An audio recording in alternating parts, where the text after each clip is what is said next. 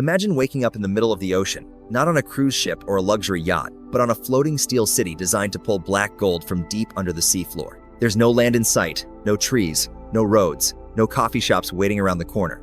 Just water stretching endlessly in every direction, waves slamming against massive steel legs, and the constant thrum of machinery reminding you that this is no ordinary place. Welcome to life on the world's biggest offshore oil rig, a place where the horizon is your only neighbor, and survival depends on teamwork, routine, and some of the toughest people you'll ever meet. For most people, the idea of living hundreds of miles away from shore sounds impossible. No Wi-Fi cafes, no weekend getaways, no casual strolls through a park. Yet for the crew here, this rig is home for weeks at a time. Picture an entire small town floating on the sea, a community of engineers, cooks, medics, technicians, and roughnecks, all bound together by the job of keeping billions of dollars worth of operations running smoothly. It's like a city that never sleeps, where every single task, whether it's turning a wrench, cooking a hot meal, or monitoring drilling data, matters for the safety and success of everyone on board. The rig itself is nothing short of staggering. When people hear oil rig, they might imagine a simple platform with a crane. But the world's largest rigs are megastructures, some towering taller than the Eiffel Tower when you count what's hidden beneath the waves. These rigs weigh hundreds of thousands of tons, with sprawling decks, helicopter pads, workshops, gyms, cafeterias, and even movie rooms. It's not just a workplace, it's a floating fortress designed to endure the unforgiving power of the open sea. From freezing gales in the North Sea to monstrous swells in the Gulf of Mexico, these rigs are built to take a beating and keep drilling. And make no mistake, this isn't a job for the faint of heart. Out here, the ocean decides the mood of the day. One moment, the sea looks calm and glassy, the sun painting everything gold. The next, 100-mile-per-hour winds slam against the structure, waves taller than houses smash into the legs, and rain whips sideways so hard you can't open your eyes. The people who work here have to be prepared for anything, because once you're flown in by helicopter, you're committed. There's no easy escape, no "I quit, I'm going home" option. For 2 or 3 weeks at a stretch, this rig is your entire world.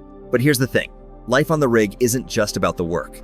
It's about the strange rhythm of existence in such an isolated place.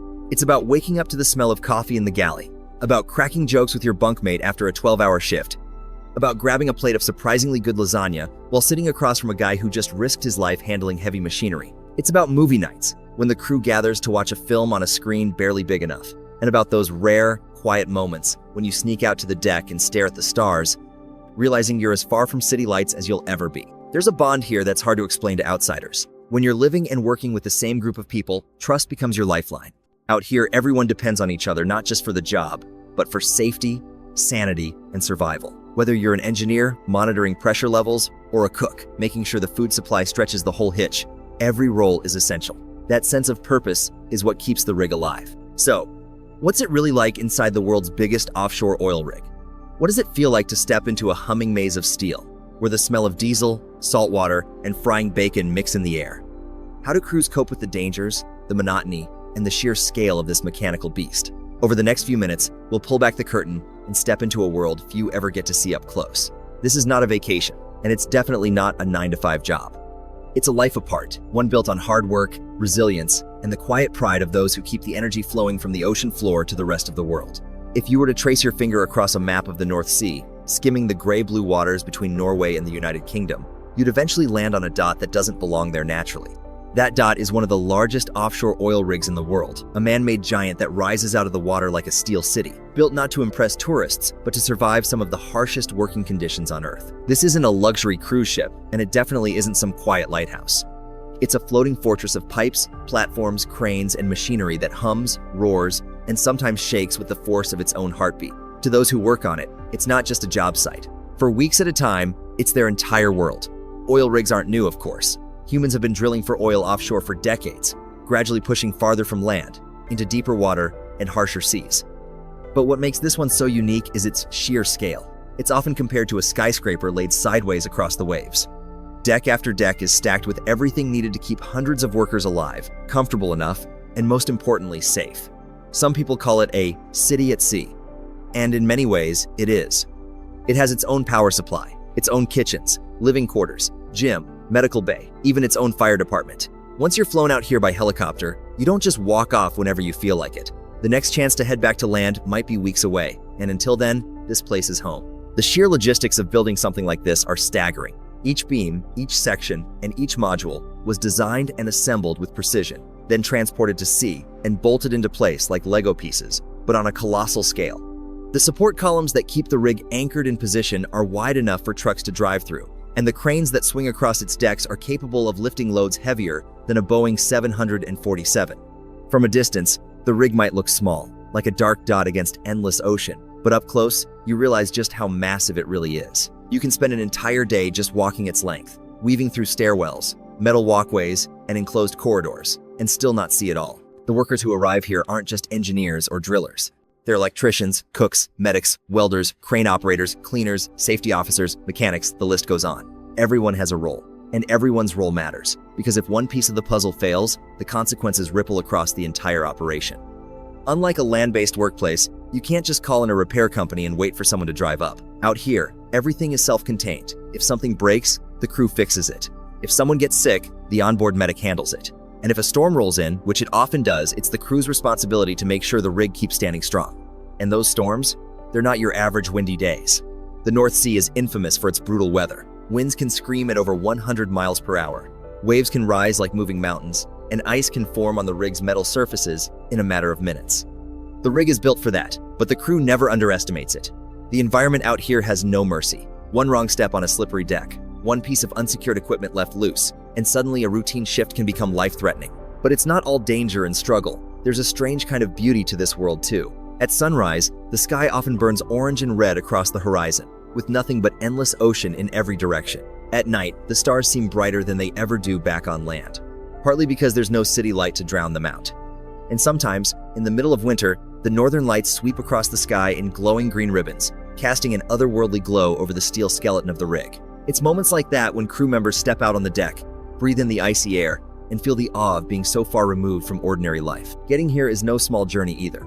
Workers are usually flown in by helicopter, strapped into bright orange survival suits and buckled into their seats. For newcomers, the first glimpse of the rig from above can be both thrilling and intimidating. It doesn't look real at first. It looks like a science fiction set, like something built for a movie about humanity's last stand on a water planet. But then the helicopter circles, hovers, and lowers onto the landing pad, and the realization hits. This isn't a set, and it's not temporary. It's a real place where real people live and work. And for the next stretch of days or weeks, it will be your entire reality. For some, this life is a calling. They like the rhythm of it, the weeks on, weeks off rotation, the sense of camaraderie, the satisfaction of doing tough work in tough conditions. For others, it's a sacrifice. It's the price of providing for a family back home, of earning a paycheck that reflects the risk and isolation. Either way, the first step onto that rig changes something inside you. Because the moment you cross that deck, you're not just stepping into a job site, you're stepping into a world built on steel, powered by oil, surrounded by water, and defined by the people tough enough to call it home. Rising action. As the weeks on board stretch into months, the oil rig starts to feel less like a temporary workplace and more like its own universe, suspended between sea and sky. The crew have settled into a rhythm, but it's not the kind of rhythm that ever becomes boring, because out here, the smallest detail can change everything. One day, the sea is glassy and calm. The next, it's a living mountain range of dark waves crashing against steel legs that seem too thin to hold the weight of an entire industrial city. It's in this constant shift between routine and surprise that the real heart of life on the rig beats. The day begins before the sun makes its climb, often at 5:30 in the morning when the alarm rings across cabins. It's not a gentle way to wake up, no sunrise streaming in through windows, no birdsong, just the harsh buzz reminding you that this floating fortress doesn't sleep. Workers shuffle into the galley where breakfast is waiting. Scrambled eggs, bacon, cereal, coffee, so strong, it feels like it could strip the paint off a wall. There's a quietness in these early hours, as everyone mentally prepares for the tasks ahead. By 6:30, the entire rig comes alive. Hard hats, flame-resistant coveralls, safety glasses, and steel-toe boots gear is checked and double-checked before anyone steps onto the platform floor. Safety meetings kick off every shift. It doesn't matter if you've heard the same drill 100 times. It's repeated again, because a single overlooked detail could mean disaster. Crew leaders lay out the tasks for the day. Maybe it's maintaining a drilling line, repairing valves deep below the main deck, or conducting checks on equipment that's been running non-stop for weeks. Sometimes divers are deployed to inspect subsea structures, and other times engineers are running simulations in control rooms that look like something straight out of a spaceship. The balance is always between the physical grit of manual labor and the precision of technical oversight. The rising action of rig life doesn't only come from the work itself, it's also in the environment. The North Sea, for example, is notorious for sudden weather swings. One moment you're staring out at a calm horizon, and the next a gale slams into the rig with winds that make walking feel like fighting invisible hands pushing you back. Rain hits sideways. Waves crash so hard you can feel the vibration under your boots, and every piece of equipment is tested. For the crew, this isn't something you just watch. It's something you endure together. Those storms become battle stories, retold over late-night meals when the adrenaline has settled, but the memory lingers. But routine has its comforts too. After a long shift, workers head back to the galley where chefs somehow manage to serve meals that feel close to home. Fried chicken, pasta nights, Taco Tuesdays. It's not Michelin star cooking, but it's hearty, warm, and deeply appreciated. Food is more than fuel. It's a morale booster, a reminder that there's still comfort and humanity in this steel kingdom, surrounded by nothing but water. On weekends, some rigs even fire up small barbecues or serve special meals to break up the monotony. Entertainment fills the evenings. Some crew members head straight to the gym to work off stress, while others gather in recreation rooms to play pool, video games, or watch movies. There's laughter, teasing, and that kind of humor only people in isolation truly understand. The Wi-Fi isn't perfect, but when the signal cooperates, video calls home become lifelines. Talking to family or friends, seeing a child's face on screen, it reminds workers that there's a world waiting for them when the helicopter finally takes them back to shore. Yet, beneath the surface of daily routines, tension always exists. Everyone knows that the rig is a high-risk environment, and even a minor error can spiral into something serious. That's why the rising action is not just about storms and shifts, but also about vigilance. Every worker is trained to be each other's safety net, watching for mistakes, reminding one another to clip harnesses or check pressure levels. It builds a sense of camaraderie that's hard to replicate in any other job. You don't just work beside people here, you trust them with your life. And then, there are the moments that break the pattern in unforgettable ways. Seeing whales breach near the platform, their massive bodies rising from the water in silent power. Spotting the northern lights dancing across the night sky, painting green and purple streaks above a horizon that usually feels endless and dark. Those natural wonders remind the crew why they endure the isolation. They're glimpses of beauty no city rooftop or suburban street can match. By the middle of the rotation, say, the 10th or 12th day into a 21-day shift, fatigue begins to creep in. Sleep patterns get odd, the body feels heavy, and even small tasks can seem monumental. That's when discipline matters most. You can't afford to lose focus, because even when you're tired, the rig doesn't forgive mistakes. It's a test of endurance, both physical and mental. But with each day completed, the crew edges closer to their return flight home, and that anticipation fuels them. The rising action of life on the world's biggest offshore oil rig is not about one singular dramatic event. It's about the steady climb of effort, danger, routine, and resilience. Every day is a mix of monotony and unpredictability, a dance between machine and human, between nature's fury and man's persistence. Each sunrise brings another challenge, and each sunset marks another day survived on this city at sea. Once you've understood the sheer complexity of the rig's design and the purpose it serves, the real heart of life inside begins to reveal itself. Living and working on the world's largest offshore oil rig isn't just about keeping machines running or producing barrels of oil. It's about people, hundreds of them, who essentially build a temporary city on the sea, each person with a job that fits into a much bigger puzzle. From the moment workers step onto the helicopter that will carry them out to the rig, there's a mental shift. The flight itself usually takes about an hour, sometimes more, depending on weather and distance. Everyone is strapped in tight, wearing noise-canceling headsets, and looking out the small windows at nothing but water for as far as the eye can see. For newcomers, there's a mix of excitement and nerves. For veterans, it's routine, but even they know that once those rotor blades slow and the rig comes into view, there's no escaping the reality of where they are about to spend weeks at a time. Arriving on the helideck, the crew files into the rig through safety checkpoints. Orientation is a must for anyone new: emergency drills, lifeboat procedures, how to handle a blowout preventer failure, even where to muster if alarms go off in the middle of the night. Safety is more than a protocol, it's a culture. Workers quickly realize that every step on the rig is thought through with risk in mind. There's no running, no shortcuts, no ignoring the rules. Out here, a single careless moment can ripple into disaster. Once inducted, life falls into a rhythm that is unlike anything on land. Shifts are long, often 12 hours straight, sometimes more if conditions demand it. You wake up, eat, work, eat again, and rest. There's little room for improvisation. Crews rotate in two main groups. One, working days, the other nights. While one team sleeps, the other keeps the rig alive. This continuous cycle ensures that drilling never stops and production never slows. What makes the daily grind unique is how specialized everyone's role is. Drill operators work in shifts to manage the drill floor, where enormous machinery bores through the seabed. Mud engineers monitor the drilling fluids that stabilize pressure. Geologists study rock samples to determine exactly where the oil lies. Electricians, welders, and mechanics keep the infrastructure in shape. Caterers, cleaners, and medics make sure the human side of the operation doesn't collapse. The rig may be designed for oil, but it also functions as a small town that must feed, house, and care for its residents 24/7. In the mess hall, you'll see the human side of the rig at its clearest. Tables are filled with workers from every corner of the world: Britain, Norway, the Philippines, the US, Brazil, and beyond. The diversity is striking. Accents mix in the same conversation, laughter bounces across the room, and meals, though designed to be practical and hearty, take on a social importance that's hard to overstate. Food isn't just fuel, it's comfort in a place where everything else feels industrial. Entertainment and downtime are limited but valued. A small gym, a recreation room with pool tables, maybe a movie night projected on a white wall. Internet access is often slow, but still precious for video calls home or checking in with family. Workers mark days on calendars, counting down until the helicopter returns to take them back to shore. It's a life of cycles: 2 or 3 weeks on, 2 or 3 weeks off. That rhythm dictates everything, shaping relationships, routines, even the way workers think about time. Yet, despite the strict structure, there's an underlying sense of camaraderie. Everyone knows that their safety depends on each other. On land, you might never think twice about the coworker across the hall. On a rig, that coworker may be the one who drags you to safety if alarms sound. Bonds form quickly and strongly, often enduring long after rotations end. Workers joke that they spend more time with their rig family than their actual family, and in many ways it's true. But life on the rig isn't all routine and connection, it's also unpredictably harsh.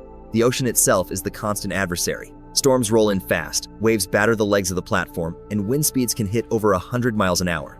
Crews train for these conditions, but nothing can fully prepare someone for the first time. The rig sways beneath their feet, or when sleeping quarters rattle in the gale. During storms, helicopters can't fly, and supply runs are delayed. Suddenly, the isolation feels heavier, as if the rig is cut off from the rest of the world. And then there's the psychological challenge. Being stuck in one place with the same people for weeks can test patience. The hum of machinery never stops.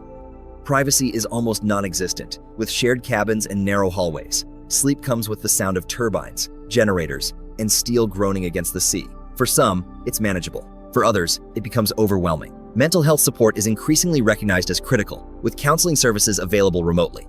Still, many cope by focusing on routine one day at a time, one shift at a time, until they're home again. The rising action of life on the rig isn't dramatic in a cinematic sense. It's not about explosions or Hollywood heroics. It's about endurance. Every day is a balancing act of precision, discipline, and teamwork.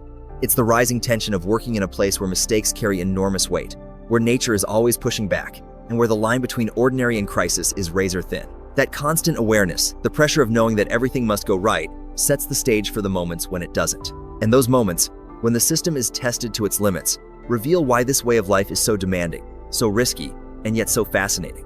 The real test of life on the rig comes not during calm days or routine shifts, but when the sea shows its teeth. Storms here aren't a mild inconvenience, they are a reminder of just how fragile human control is in the face of nature. Winds can surge past 100 miles per hour, waves rise taller than buildings, and ice forms along the legs of the platform during winter, threatening stability. It is in these moments that every precaution, every protocol, and every ounce of training is put to the ultimate test. Imagine a typical winter storm rolling across the Sea of Okhotsk. Visibility drops to near zero, waves collide against the platform's legs with bone-shaking force, and the rig shudders under the assault. Helicopter flights are grounded, leaving crews stranded until the weather clears. Supply deliveries are postponed, which means stockpiles of food, water, and fuel become lifelines. Inside the living quarters, the hum of turbines and generators is louder than ever, their vibration mingling with the sound of the storm outside. Sleep becomes almost impossible, replaced by alertness and the constant awareness of danger. On the drill floor, tension is palpable. Operators must monitor machinery with unrelenting focus. Every pipe, every joint, every hydraulic system is at risk. A sudden misalignment, a snapped cable, or a failure in the blowout preventer could mean catastrophe. Emergency drills practiced countless times now become real. Every second counts. Teams coordinate quickly and efficiently, moving as one organism, ensuring that equipment continues to function despite the assault of the elements. Even the smallest error could ripple into hours of downtime, or worse. The rig's engineering, designed to withstand earthquakes and ice flows, is tested not in a lab but in real conditions. The ice protection belt along the platform's legs, a reinforced ring of concrete, meets 6-foot-thick ice with unyielding strength. The upper structure, connected through sliding bearings, sways slightly but absorbs the shock, keeping critical machinery intact. High above, cranes are secured, heavy drill pipes locked in place. Every valve, every coupling, Every emergency protocol must function perfectly. Down in the central control room, operators track dozens of parameters on massive screens. Pressures, temperatures, flow rates, and electrical outputs jump and spike as the storm rages. The emergency shutdown button, a single red sentinel of last resort, sits in the corner, untouched but looming. Pressing it is a decision that could halt production instantly, saving machinery, but at a cost of millions of dollars and operational setbacks. Calm, steady hands monitor the situation, making calculated adjustments to keep the rig operational without resorting to that extreme measure. Meanwhile, the human element is as critical as the mechanical. Crew members support each other, checking in constantly to ensure everyone is accounted for. The bunk rooms are cramped, but temporary shelters and reinforced areas are designated for those who might be at risk during sudden jolts. Meals are rationed and hot drinks circulated, providing both nourishment and psychological comfort. Even small gestures, a shared joke, a word of encouragement, a simple nod, carry weight under the stress of isolation and danger. In the midst of chaos, communication is crucial. Announcements are made in English for clarity, but native speakers confirm instructions in their own languages to ensure there's no misunderstanding. Every team knows the drill, but the real test is improvisation, adapting to conditions that could not be predicted, responding to problems that do not appear in manuals. In these moments, the rig is a theater of precision and human resilience, where survival is a daily, collective effort. And yet, amidst the adrenaline and tension, there is a strange beauty. The rig, this massive structure, rises above the waves like a sentinel against the storm. Lights glow through fog and spray, outlining decks, cranes, and platforms against the darkness. Inside, humans are performing extraordinary feats of coordination, keeping a city alive in one of the harshest environments on Earth. It is here, in the eye of the storm, that the true scale of the rig's achievement becomes undeniable. Not just engineering, but community, endurance, and mastery over the uncontrollable. By the time the storm passes, crew members are exhausted but relieved. Machinery is inspected, minor repairs patched, and routines resume. The risk is never entirely gone, but the experience solidifies bonds, reinforces protocols, and reminds everyone that the platform is more than a structure. It is a fragile, vibrant ecosystem of technology and humanity. When the storm finally passes, the rig slowly returns to normal, though the ordeal leaves its mark: bent supports, chipped paint, and dampened steel. For the crew, the relief is twofold. The danger is over, and their skill and preparation proved effective. Every procedure, drill, and decision played a part in the platform's survival, creating a quiet sense of pride. The storm also leaves a lasting impression on the crew. Conversations in the galley recount their shared experience, strengthening bonds forged through reliance and risk. The rig, despite its engineering marvels, reminds everyone of nature's power. Lessons are noted, protocols refined, and respect for the ocean is constant. At the same time, the resilience of the platform and its people highlights human ingenuity. From the massive concrete base to diamond-tipped drills miles below the seabed, every part of the rig is a testament to foresight, engineering, and teamwork. Ordinary routines now carry new meaning. Meals are celebrations of survival, downtime becomes a chance to reflect, and every shift reinforces the importance of vigilance and unity. The Burkett platform reflects humanity's ability to confront extremes, adapt, and maintain order in an uncertain world. Standing on the upper decks, looking over the endless sea of Okhotsk, the crew understands they are part of something greater, a floating city of steel and resolve that embodies both human triumphs and vulnerabilities. Life on the Burkett platform is a constant balance between risk, responsibility, and resilience. Day after day, the crew manages machinery, monitors wells, and navigates the challenges of isolation and extreme weather. Yet, beyond the technical feats and emergency protocols, it's the human element that defines the platform. The camaraderie, discipline, and shared sense of purpose turn a colossal steel structure into a living community. From the moment a helicopter appears on the horizon to the endless hum of turbines and the carefully prepared meals in the galley, every detail serves a purpose. The platform's systems, from earthquake-resistant supports to diamond-tipped drills and hydraulic valves, are meticulously designed to withstand the unpredictability of nature. But it's the people, working in shifts, checking and double-checking, who transform technology into sustained operation. Burkut is more than an engineering marvel. It's a symbol of human determination and adaptability. Even in one of the world's most inhospitable regions, the platform continues to function seamlessly, extracting oil, generating energy, and providing a home for hundreds of workers. Each day's challenges, whether a sudden storm, a mechanical hiccup, or the psychological strain of isolation, are met with preparation, teamwork, and ingenuity. Standing on the deck, gazing over the vast expanse of the Sea of Okhotsk, it's impossible not to feel the scale of both the environment and the achievement. This floating city demonstrates how human skill, discipline, and collaboration can turn a remote, hostile location into a hub of production and life. For those who live and work here, Berkut is more than a job, it is a world in itself, demanding, dangerous, and extraordinary. In the end, the Berkut platform embodies the extraordinary intersection of nature, engineering, and human perseverance. It is a testament to what can be achieved when preparation meets courage, when ingenuity meets resilience, and when people come together to keep a colossal, floating city alive, day after day, storm after storm.